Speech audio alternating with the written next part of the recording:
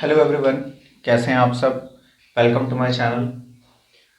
आज इस सीरीज़ में हम मैप को देखेंगे, मध्य प्रदेश के मैप को, एमपीपीएससी की ये सीरीज़ में। और आज मैं आपको बताऊंगा कि मध्य प्रदेश का मैप बनाते कैसे हैं और क्या कॉन्सेप्ट लगाएं कि बहुत आसानी से आप इस मैप को बनाना भी सीख जाएं और 55 डिस्ट्रिक्ट्स भी इसमें से याद कर लें, मैक्सिमम तो याद ही हो जाएं।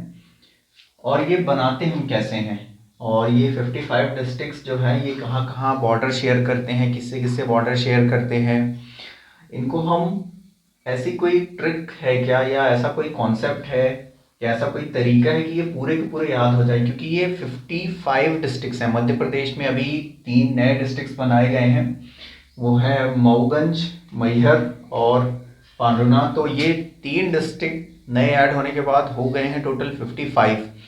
तो 55 डिस्ट्रिक्ट पूरे के पूरे याद करना तो थोड़ा सा मुश्किल काम है, मगर बहुत सारे ऐसे कॉन्सेप्ट हैं जिनको अप्लाई करके हम ऑलमोस्ट ज़्यादा से ज़्यादा डिस्ट्रिक्ट्स को याद कर सकते हैं, उनको मेमोराइज कर सकते हैं। बेसिक हम पहले ये जानते हैं कि आखिर मैप हम पढ़ते क्यों हैं। एमपीपीएससी का अगर आप पेपर देखें तो ना तो वो प्रीलिम्स में आपसे डायरेक्ट पूछते हैं कि draw the map of Raisen and indicate Raisen in Madhya Pradesh. ऐसा नहीं बोलेंगे आपसे कि draw the map of Madhya Pradesh and indicate Raisen और भोपाल इन दैट।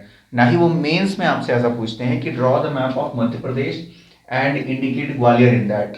ऐसा वो नहीं पूछेंगे आपसे। तो मैप हम पढ़ते ही क्यों हैं? देखिए, मैप हम इसलिए पढ़ते हैं क्योंकि अगर हमें कोई भी सिटी, उसके बारे में, है ना, उसके वहाँ जो इंफ्रास्ट्रक्चर है, वहाँ कोई बहुत अच्छा मॉन्यूमेंट है, वहाँ कोई यूनेस्को वर्ल्ड हेरिटेज साइट है, तो वो याद रहे। और वो याद कैसे रहे? जब मैप हम विजुअलाइज कर पाएंगे अपने दिमाग में, हम एक कॉन्सेप्ट रख पाएंगे कि हाँ, मध्य प्रदेश कुछ इस तरीके का दिखता है, यहाँ तक उसका एक्सटेंशन है, नॉर्थ साउथ ईस्ट वेस्ट में। तो जो particular UNESCO world heritage site है सांची, तो वो है भोपाल के आसपास, है ना। कुछ ऐसा हम विजुअलाइज कर पाएंगे तो ऑप्शंस में दिया रहेगा, तो वहां भी हम टिक कर पाएंगे। और अगर मेंस में ऐसा कुछ क्वेश्चन आ जाता है तो हम एक रफ डायग्राम मध्य प्रदेश का बना के और वहां पे पॉइंट आउट कर दें। पर्टिकुलर अगर हम विदिशा ना भी पॉइंट आउट कर पाए, मगर भोपाल के आसपास या मध्य प्रदेश के सेंट्रल रीजन में हम उसको पॉइंट कर देते हैं कि ये मध्य प्रदेश की वर्ल्ड यूनेस्को हेरिटेज साइट है सांची स्तूप, तो ये हमारे लिए प्लस पॉइंट हो जाएगा। अगर हम अपने आंसर की शुरुआत में ही मैप बना देते हैं तो हमारा जो कॉपी चेकर होगा, जो कॉपी चेक कर रहा है, उसको ये पता हो जाएगा कि सामने वाले को, स्टूडेंट को, ये कॉन्सेप्ट क्लियर है, उसको पता है कि कहाँ पे है ये यूनेस्को वर्ल्ड हेरिटेज साइट। और वो हमें अगर लेट से कि 11 मार्कर क्वेश्चन है और 11 मार्कर में 6 नंबर देना चाहता होगा, तो उसके अंदर एक पॉजिटिविटी वाला भाव आएगा और वो आपको 1 नंबर बढ़ा के दे देगा इस मैप के कारण। क्यों? क्योंकि वो आपका आंसर देखने से पहले ही, सबसे पहले मैप वो देखेगा, और मैप बनाएंगे भी आप सबसे पहले, फिर आप आंसर लिखना शुरू करेंगे। तो जब वो मैप देखेगा, लोकेशन उसको दिख जाएगी, तो वो समझ जाएगा कि आपको पता है, यानी आपने जो लिखा है वो सही लिखा है। क्योंकि जरूरी नहीं है कि वो वर्ड टू वर्ड पढ़ते हो या एक एक शब्द पढ़ते हो, उसको 1 बार 2 बार 3 बार एनालाइज करते हो फिर वो नंबर देते हैं। कभी कभी ऐसा भी हो जाता है कि वो बस ऊपर ऊपर से देख के नंबर दे देते हैं, और उस केस में आपको ये मैप बहुत ही ज़्यादा बेनिफिशियल होने वाला है। यानी अगर आपने आंसर का स्टार्टिंग करने से पहले ही, आपने आंसर की शुरुआत करने से पहले ही मैप बना दिया है, मैप में इंडिकेट कर दिया है वो पॉइंट, लेट्स से कि आप कुछ किसी दूसरी चीज़ की बात कर रहे हो, आप यमुना नर्मदा की बात रिवर। कर रहे हो कि रिवर यमुना नर्मदा। ओरिजिनेट कहाँ से होती है और कहाँ कहाँ जाती है, कौन कौन से डिस्ट्रिक्ट को टच करती है। आपने थोड़ा बहुत गलत कर दिया, आड़ा टेढ़ा बना दिया रिवर को, बट स्टिल आपने ओरिजिनेशन पॉइंट और उसका टर्मिनेशन पॉइंट, वो शुरुआत कहाँ से होती है और खत्म कहाँ होती है, वो लगभग एकदम सटीक बनाया कि मध्य प्रदेश का जो ईस्टर्न मोस्ट पार्ट है वहां से वो स्टार्ट होती है। मतलब ईस्टर्न मोस्ट पार्ट नहीं, बेसिकली यहाँ से अनूपपुर वाले एरिया से वो निकलती है और ईस्ट से और वेस्ट की तरफ फ्लो करती है। ये आपने उस पर इंडिकेट कर दिया है, तो सामने वाला जो एग्जामिनर है, जो चेकर है, वो समझ जाएगा कि हाँ, आपको इसका कॉन्सेप्ट पता है, यानी आपका आंसर ठीक ही तरीके से लिखा होगा और उसके मन में एक पॉजिटिव इंप्रेशन पड़ेगा और आपको ज़्यादा नंबर दे देगा। वो 1 नंबर या हाफ मार्क्स आपको वो ज़्यादा दे देगा, ज़्यादा फेच कर पाएंगे आप इस कॉन्सेप्ट से। तो इसलिए हम मैप को पढ़ते हैं। अब एमपी का जो मैप है इसकी स्पेशलिटी ये है कि ये 55 डिस्ट्रिक्ट्स हैं यहाँ, और 55 डिस्ट्रिक्ट्स इतना भी इजी नहीं है कि सारे के सारे एकदम अच्छे से याद हो जाएं। तो यहाँ पे हम कुछ कॉन्सेप्ट्स का इस्तेमाल करेंगे, बेसिकली प्रैक्टिकल कॉन्सेप्ट्स का इस्तेमाल करेंगे। कोई ऐसा नहीं कि शॉर्ट ट्रिक, देखिए शॉर्ट ट्रिक भी काम करती है। बहुत सारे लोग शॉर्ट ट्रिक लगाते हैं कि एक कैमल बैठा हुआ है, कैमल का हम्प है, ये कैमल का मुंह है, कैमल का हाथ पाँव पूंछ है, उससे भी आप कर सकते हैं। कोई बर्ड का इस पे कॉन्सेप्ट वो लगाता है ट्रिक कि एक बर्ड बैठा हुआ है, बर्ड के फेदर्स हैं, ऐसा कुछ। बट मैं आपको वैसा कुछ नहीं बताने वाला हूँ, क्योंकि वो चीज़ें भूल जाती हैं यार। अगर ऊँट के मुंह की जगह पूंछ कर दिया और पूंछ की जगह पाँव कर दिया तो वो गड़बड़ हो जाएगा, आपका गलत हो जाएगा, कॉन्सेप्ट गलत हो जाएंगे, डिस्ट्रिक्ट्स इधर के उधर हो जाएंगे। तो सबसे जो बेसिक तरीका होता है वो होता है, सबसे पहले तो आप मैप का डायरेक्शन समझिए। जैसे ये मध्य प्रदेश का मैप है तो डायरेक्शन वाइज आप क्लियर कट देख पा रहे हो कि ये नॉर्दर्न पार्ट है, यहाँ पे मैंने लिखा भी है, ये उत्तरी हिस्सा है मध्य प्रदेश का नॉर्दर्न पार्ट। और मध्य प्रदेश के नॉर्दर्न पार्ट में और ईस्टर्न पार्ट में और वेस्टर्न पार्ट में आप देखेंगे कि मध्य प्रदेश का मैप एक्सटेंड करता है। यानी अगर आप एक स्क्वायर बनाए, इसको एक स्क्वायर के थ्रू रिप्रेजेंट कर देंगे, रेक्टेंगल, स्क्वायर नहीं रेक्टेंगल, क्योंकि ये लेंथ और ब्रेड्थ इसकी ज्यादा है। एक रेक्टेंगल के थ्रू अगर आप इसको रिप्रेजेंट करते हैं तो आप ये देखेंगे कि इसका जो ये ईस्टर्न हिस्सा है और ये वेस्टर्न हिस्सा है, ये दोनों के दोनों एक्सटेंड किए हुए हैं, और ये नॉर्दर्न पार्ट भी एक्सटेंड किया हुआ है। सदर्न पार्ट ऑलमोस्ट कांस्टेंट है, ये एक्सटेंड नहीं कर रहा है। तो ईस्टर्न और वेस्टर्न पार्ट एक्सटेंड किया हुआ है और नॉर्दर्न पार्ट एक्सटेंड किया हुआ है, और ये दिख भी रहा है आपको यहाँ, यहाँ और यहाँ। तो मैप बनाने का सबसे बेस्ट तरीका होता है, मैप पढ़ने का, याद करने का सबसे बेस्ट तरीका होता है, सबसे पहले आप उसको डायरेक्शन वाइज एनालाइज कीजिए। तो ये नॉर्थ, साउथ, ईस्ट, वेस्ट। अब इसी के अकॉर्डिंग जो मैप के कॉन्सेप्ट में आता है कि अपने स्टेट का, आपके स्टेट का नॉर्दर्न मोस्ट डिस्ट्रिक्ट कौन सा है, सदर्न मोस्ट डिस्ट्रिक्ट कौन सा है, ईस्टर्न मोस्ट डिस्ट्रिक्ट कौन सा है और वेस्टर्न मोस्ट डिस्ट्रिक्ट कौन सा है। इस तरीके से आप 4 डिस्ट्रिक्ट तो बड़े आसानी से याद कर सकते हैं। यानी ये कॉन्सेप्ट आप लगाएंगे तो 4 डिस्ट्रिक्ट तो आपको ऐसे याद हो गए। फिर दूसरा आपको कॉन्सेप्ट आएगा कि आप बिलोंग कहाँ से करते हैं। जैसे मैं अपनी बात बताऊं तो मैं रीवा से बिलोंग करता हूं, तो मुझे याद है कि मेरा जो डिस्ट्रिक्ट है वो ईस्टर्न साइड में पड़ता है। ईस्टर्न मोस्ट नहीं है क्योंकि ईस्टर्न मोस्ट है सिंगरौली, उससे पहले थोड़ा सा पड़ता है। तो मैं रीवा से बिलोंग करता हूं तो मुझे अपनी लोकेशन ऐसे याद है। तो इस तरीके से आप देखें तो 5 डिस्ट्रिक्ट आपको याद हो गए। तो आइए हम ये देखते हैं कि मध्य प्रदेश का नॉर्दर्न मोस्ट डिस्ट्रिक्ट कौन सा है। तो मध्य प्रदेश का नॉर्दर्न मोस्ट डिस्ट्रिक्ट है मुरैना। ईस्टर्न मोस्ट डिस्ट्रिक्ट है मध्य प्रदेश का सिंगरौली। सदर्न मोस्ट डिस्ट्रिक्ट यानी साउथ में, दक्षिण सबसे दक्षिणी जो डिस्ट्रिक्ट है वो है बुरहानपुर। ईस्ट यानी पूर्वी, सबसे पूर्वी जिला है सिंगरौली, ईस्टर्न मोस्ट डिस्ट्रिक्ट। और यही हम वेस्ट पार्ट में आ जाते हैं, यानी वेस्टर्न मोस्ट डिस्ट्रिक्ट। मध्य प्रदेश का वेस्टर्न मोस्ट डिस्ट्रिक्ट यानी पश्चिमी जिला वो है अलीराजपुर, वेस्टर्न मोस्ट डिस्ट्रिक्ट। तो इस कॉन्सेप्ट को लगा के आपने 4 जिले पढ़ लिए। अब आपको करना क्या है कि इस तरीके का एक बड़ा मैप आप ले लीजिए, मार्केट में मिल जाता है 50-70 रुपए का, वॉटेवर। आप उसको लीजिए, अपने घर में चिपकाइए। और political map, particularly political map, 2 type के मैप होते हैं, फिजिकल और पॉलिटिकल। फिजिकल मैप वो होता है जिस जो फिजिकल फीचर्स को रिप्रेजेंट करता है, नदी, पहाड़, झरने, एक्सेट्रा एक्सेट्रा, वो सब चीज़ें फिजिकल फीचर्स में आती हैं। तो फिजिकल मैप आपको अभी नहीं परचेज करना है, अभी आप पॉलिटिकल मैप परचेज कीजिए। पॉलिटिकल मैप मतलब जो पॉलिटिकल बाउंड्रीज को दर्शाता हो। पॉलिटिकल बाउंड्रीज यानी मैप में जो डिवीजन किए जाते हैं district wise, division wise, block wise, तो ये उसको रिप्रेजेंट करता है। एडमिनिस्ट्रेशन को इजी करने के लिए उसको सेग्रीगेट कर दिया जाता है ताकि छोटी छोटी डिस्ट्रिक्ट हों और वहाँ प्रशासन चलाना बहुत आसान हो जाए, स्मूथ वे में चले। तो उस हिसाब से इसको डिवाइड कर दिया जाता है। तो ये मध्य प्रदेश का पॉलिटिकल मैप है और यहाँ सारे के सारे 52 डिस्ट्रिक्ट दिख रहे होंगे आपको। और ये भी मैंने खुद से बनाया है क्योंकि छोटे मैप में ऐसे बार बार एक्सप्लेन करना इजी नहीं होता, इसलिए मैंने ये बड़ा मैप बना लिया है।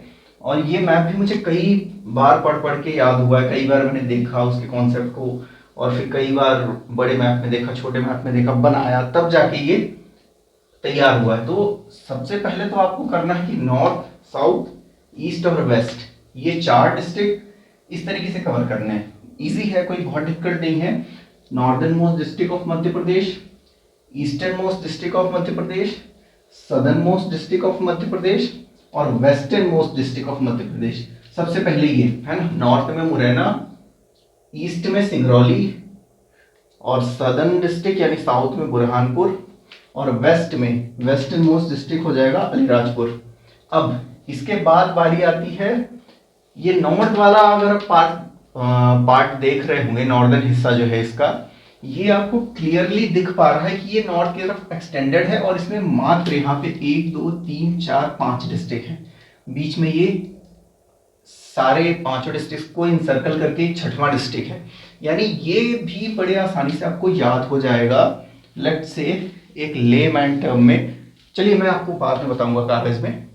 तो एक तरीका ये हुआ, अपने चारों कोनों मतलब अपने जो भी आप स्टेट में रहते हो वहां भी आप यही कॉन्सेप्ट लगा के याद कर सकते हैं। और मध्य प्रदेश में आपने ये 4 डायरेक्शन आपने सेट किए मध्य प्रदेश की, और northern most, southern most, eastern most और वेस्टर्न मोस्ट डिस्ट्रिक्ट सबसे पहले याद किए। अब उसके बाद आप उन्हीं डायरेक्शन में चल दीजिए, यानी उसी डायरेक्शन में जब आप आगे बढ़ेंगे तो नॉर्दर्न पार्ट में जब आप पहुंचेंगे तो नॉर्थ में आप देखेंगे कि मध्य प्रदेश के मैप का एक्सटेंशन है, यानी यहाँ पे ये निकला हुआ है। और जब ये बाउंड्री से बाहर निकला हुआ है तो ये दूर से ही विजुअलाइज हो जाता है, दिख जाता है, समझ में आ जाता है अलग से। तो यहाँ पे आप देखेंगे कि भिंड, मुरैना, ग्वालियर, शिवपुरी, दतिया, यानी भिंड, मुरैना, शिवपुर, शिवपुरी, दतिया, ग्वालियर, ग्वालियर बीच में है, सॉरी। तो ये आपको याद कर लेना है 6।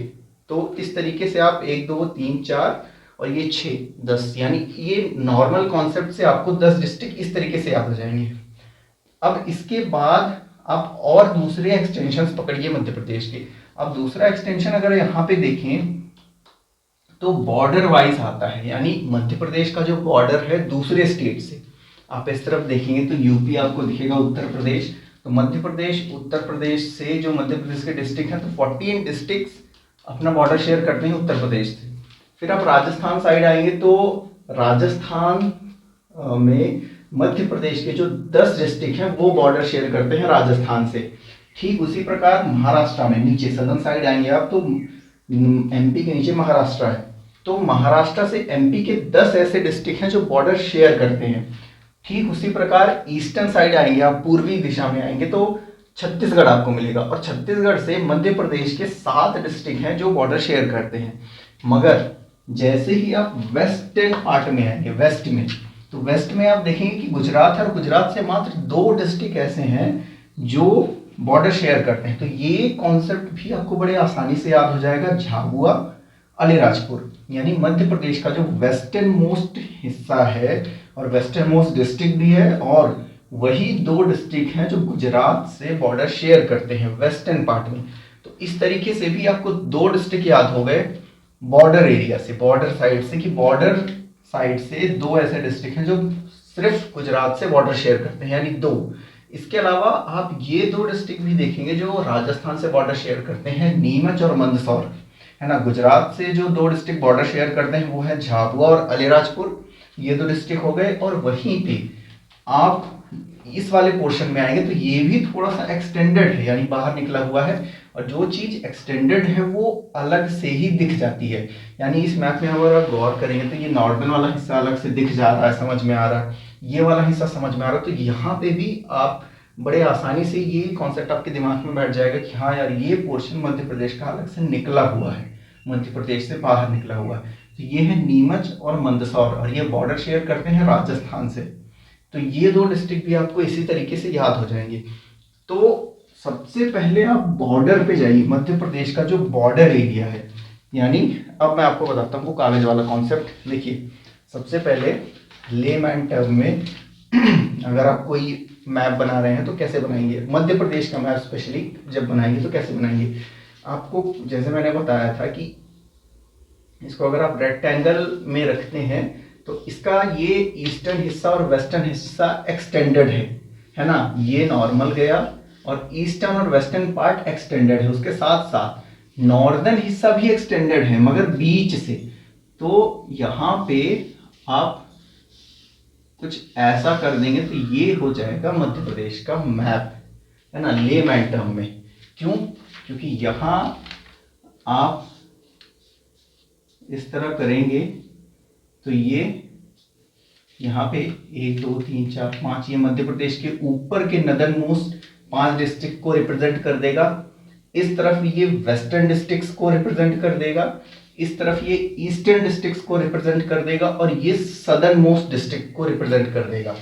तो ये एक लेमैन टर्म वाला कॉन्सेप्ट है कि बस बहुत आसान तरीके से अगर हम देखें कि एक रफ डायग्राम में किस तरीके से हम इसको बना सकते हैं, आउटलाइन दे सकते हैं। तो आउटलाइन कुछ इस तरीके से आप दे सकते हैं, बहुत ही आसान तरीके से। आप एक रेक्टेंगल बनाइए, उसको नॉर्थ की तरफ सेंटर से एक्सटेंड कर दीजिए, वो ग्वालियर वाला हिस्सा आ जाएगा, GW ग्वालियर वाला हिस्सा आ जाएगा। और वहीं पे अलग अलग डिस्ट्रिक्ट हैं, जैसे भिंड हो गया, मुरैना हो गया, श्योपुर हो गया, शिवपुरी हो गया और दतिया हो गया। ये देखिए कितने आसानी से यहाँ पे 1 2 3 4 5 और ये 6 डिस्ट्रिक्ट यहाँ पे बन गए।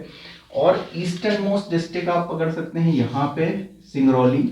ऐसे ही आप वेस्टर्न मोस्ट डिस्ट्रिक्ट याद करिए सबसे पहले अलीराजपुर, और ठीक इसी तरह सदर्न मोस्ट डिस्ट्रिक्ट याद करिए बुरहानपुर। ठीक है, तो नॉर्थ साउथ ईस्ट वेस्ट इस तरीके से आपने एक कॉन्सेप्ट लगाया। फिर आप एक और एक्सटेंशन देखेंगे मध्य प्रदेश का, यहाँ पे है और यहाँ पे 2 डिस्ट्रिक्ट हैं, नीमच और मंदसौर। इस तरीके से एक लेमैन टर्म में रफ में आप कागज में घर में बैठ के इस तरह प्रैक्टिस कर सकते हैं।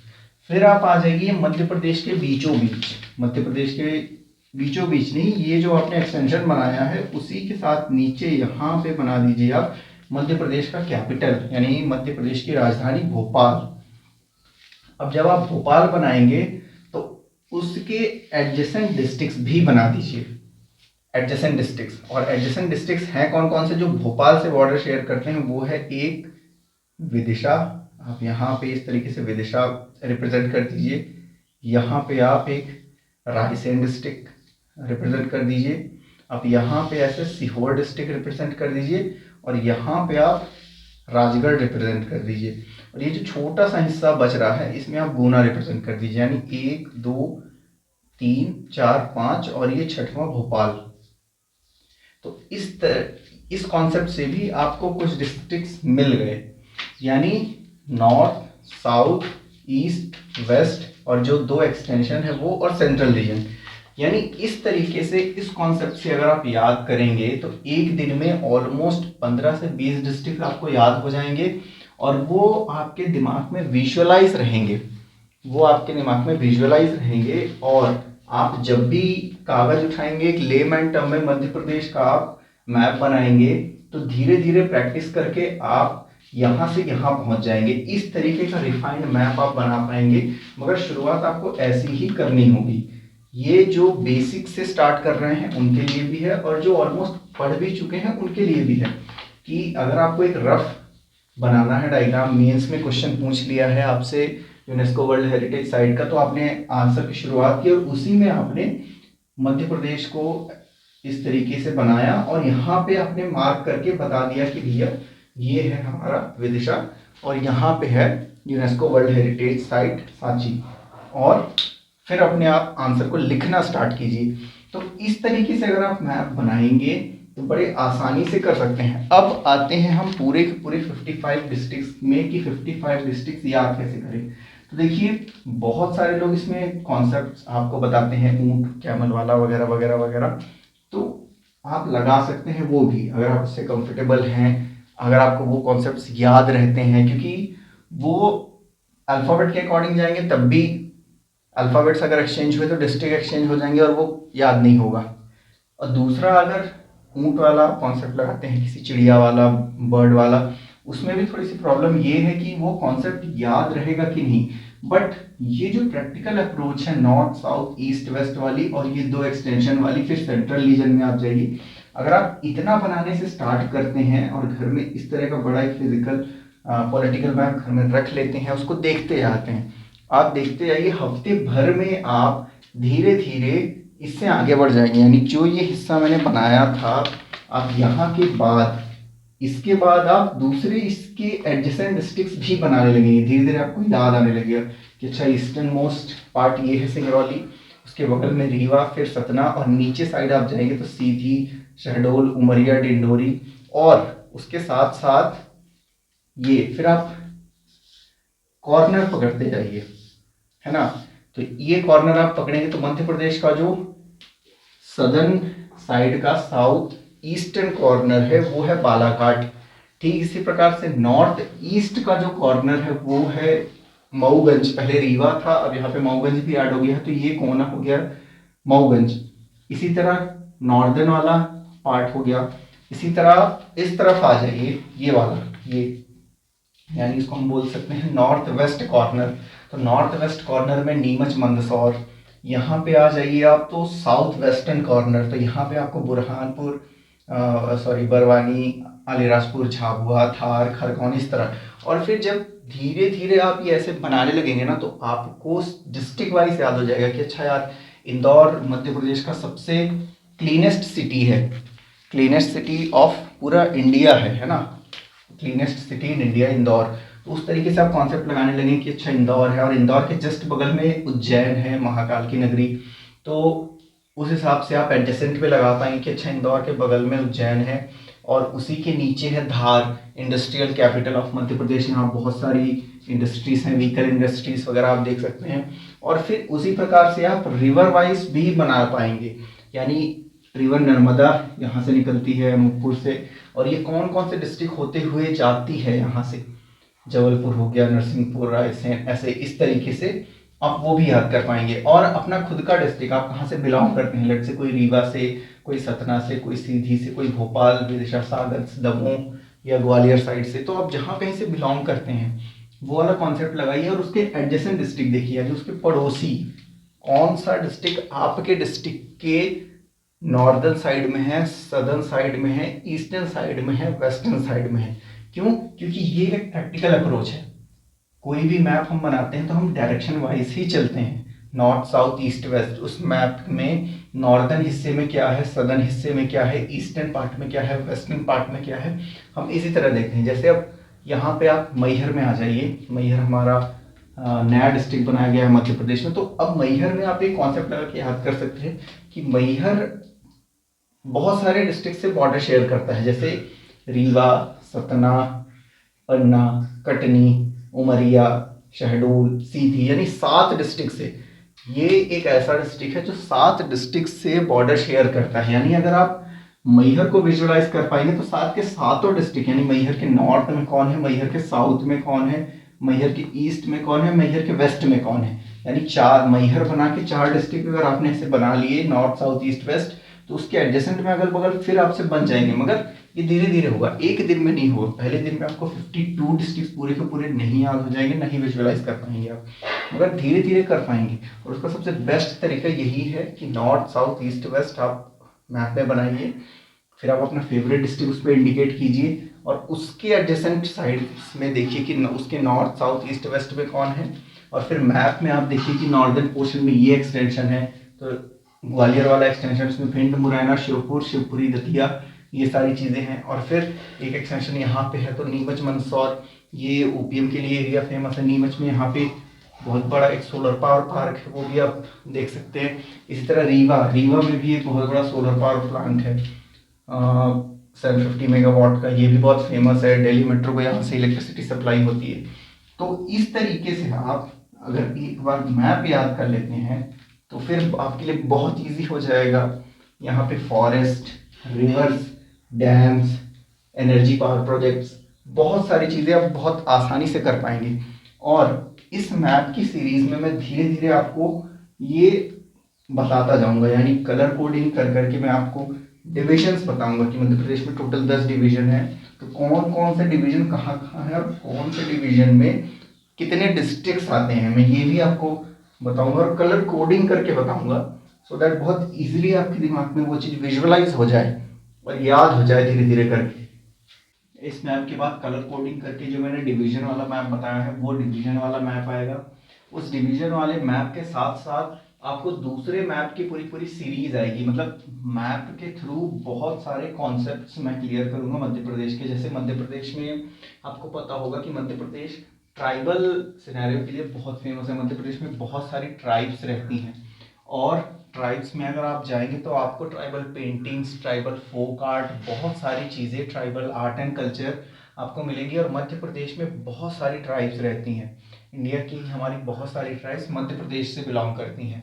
तो वो सारी चीज़ें मैं आपको मैप के थ्रू समझाऊंगा। मैं मैप के थ्रू आपको बताऊंगा कि मध्य प्रदेश की जो एनर्जी रिसोर्सेस है वो कहाँ कहाँ है। जैसे आप अगर बालाघाट की बात करें तो ये बहुत फेमस है मैग्नीज के लिए, कॉपर के लिए, कोल के लिए, और भी बहुत सारे मिनरल्स यहाँ मिलते हैं। यानी ये बालाघाट डिस्ट्रिक्ट बहुत इंपॉर्टेंट डिस्ट्रिक्ट है। तो ये भी मैं आपको मैप के थ्रू बताऊंगा कि कौन से डिस्ट्रिक्ट में कहाँ कहाँ पे कौन कौन से मिनरल्स लोकेटेड है। उसके साथ साथ जो हमारे मध्य प्रदेश के एनर्जी सेक्टर्स में हम यूज़ करते हैं, हमारा हाइड्रो पावर प्लांट हो गया, सोलर पावर प्लांट हो गया, उसके साथ साथ थर्मल पावर प्लांट हो गए, तो वो कहाँ कहाँ लोकेटेड है, कहाँ कहाँ बन रहे हैं, कहाँ कहाँ प्रपोज्ड हैं, कौन से कितने मेगावाट के हैं, कितनी एनर्जी प्रोड्यूस कर रहे हैं। कोई कोई तो ऐसे ऐसे ऐसे ऐसे इलेक्ट्रिसिटी पावर जनरेशन प्लांट है मध्य प्रदेश में जो कि अकेले मध्य प्रदेश को नहीं और भी कई सारे 5-6 स्टेट्स को इलेक्ट्रिसिटी सप्लाई करते हैं। तो वो सारी चीज़ें मैं आपको बताऊंगा और मैप के थ्रू ही बताऊंगा। तो वो सारी चीज़ें आपको तभी याद होंगी जब आप अपने दिमाग में एक मैप का कॉन्सेप्ट विजुअलाइज कर पाएंगे। तो मैप इसीलिए बनाया जाता है। जैसे यहाँ पे ये ब्लू कलर वाली लाइन आपको दिख रही होगी, ये ट्रॉपिक ऑफ कैंसर है, जो अर्थ में 3 इमेजिनरी लाइन्स हम बनाते हैं। इक्वेटर, इक्वेटर के नॉर्थ में 23.5 डिग्री में नॉर्थ में हम बनाते हैं ट्रॉपिक ऑफ कैंसर। और इक्वेटर के सदर्न पॉइंट में आप जाएंगे तो इक्वेटर के साउथ में 23.5 में ही आपको मिलेगा ट्रॉपिक ऑफ कैप्रिकॉर्न। तो जो ट्रॉपिक ऑफ कैंसर है वो इंडिया को बाइफरकेट करता है नॉर्थ और साउथ पार्ट में, वही मध्य प्रदेश को भी हमारे बाइफरकेट करता है। और ये मध्य प्रदेश के 14 डिस्ट्रिक्ट से पास होता है। तो ये भी मैं आपको मैप की क्लास में बहुत अच्छे से, इसी मैप के थ्रू बहुत अच्छे से समझाऊंगा कि वो कौन से 14 डिस्ट्रिक्ट्स हैं जिनको ये Tropic of Cancer line cut करती है। उसके साथ ही साथ मध्य प्रदेश में और भी बहुत सारी चीज़ें हैं।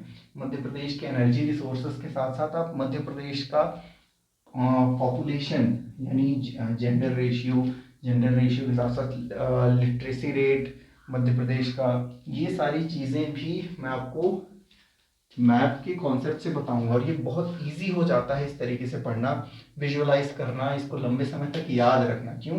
क्योंकि मैप के थ्रू हम इसको पॉइंट आउट कर पाते हैं कि अच्छा मध्य प्रदेश का जो नॉर्दर्न हिस्सा है वहाँ क्या लोकेटेड है, क्या चीज़ें सिचुएटेड है, सदर्न पार्ट है वहाँ क्या लोकेटेड है, क्या सिचुएटेड है।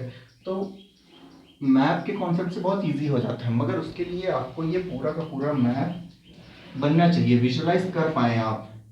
तो इस मैप को बहुत अच्छे से पढ़ लीजिए। पीडीएफ छोटे छोटे कागज़ में अगर आप गूगल में नॉर्मली जाके लिख देंगे कि Madhya Pradesh political map PDF, तो वो आ जाएगा और इस तरह की A4 साइज़ में आपको वो डाउनलोड हो जाएगा। नहीं हुआ तो मैं कागज़ में बना के कर दूंगा। हालांकि है, मुझे मिला है, मैंने भी ऐसे रैंडमली लिख दिया था कि Madhya Pradesh political map in PDF A4 size, तो वो निकल आया था। फिर मैंने उसको प्रिंट करा लिया और धीरे धीरे उसी में बनाते बनाते आज ये पूरा बड़ा मैप मुझसे बनने लगा है। तो इसी तरीके से आप पहले छोटे मैप में बनाइए, फिर बड़ा मैप अपने घर में लगा लीजिए और देखते जाइए, धीरे धीरे आपसे ये बनने लगेगा पूरा का पूरा मैप। कोई बहुत डिफिकल्ट नहीं है, नॉर्मल है, इजी है, बन जाएगा। और इसी तरीके से मैप से पूरे मध्य प्रदेश को हम जानेंगे, मध्य प्रदेश को पढ़ेंगे, मध्य प्रदेश का art and culture, history, geography, Madhya Pradesh में जोग्राफिकल पॉइंट ऑफ व्यू से कौन सा एरिया कितना इंपॉर्टेंट है, फॉरेस्ट कहाँ है, कौन से फॉरेस्ट के रिसोर्सेज कहाँ पे मिलते हैं, वो सारी चीज़ें हम मैप के कॉन्सेप्ट से पढ़ेंगे। तो इसी तरह के वीडियोस देखने के लिए चैनल को सब्सक्राइब कीजिएगा और कमेंट कीजिएगा इस तरह के आपको और कौन कौन से वीडियो चाहिए। कोशिश करूँगा उस तरह के वीडियो बनाने की। और लाइक कीजिएगा वीडियो को, चैनल को सब्सक्राइब कीजिएगा। Thank you very much.